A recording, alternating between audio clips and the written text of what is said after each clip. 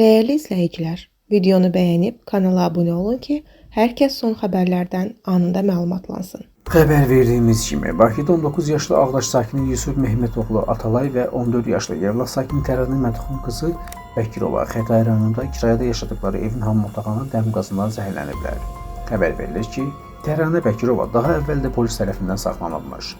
Belə ki, ötən ilin oktyabrında polis əməkdaşları tərəfindən keçirilən əməliyyat axtarış tədbirləri ilə oğurluq əməli törətməkdə şübhəli bilinən şəxslərin avaralıq və dilənçiliklə məşğul olan Təranə Bəkirova olması müəyyən edilərək saxlanılıb. Sosial şəbəkələrdə onun 17 yaşı olduğu yazılsa da, ailəsi 14 yaşında olduğunu bildirir. Məlumata görə o uzun müddət əvvəl evi tərk edib.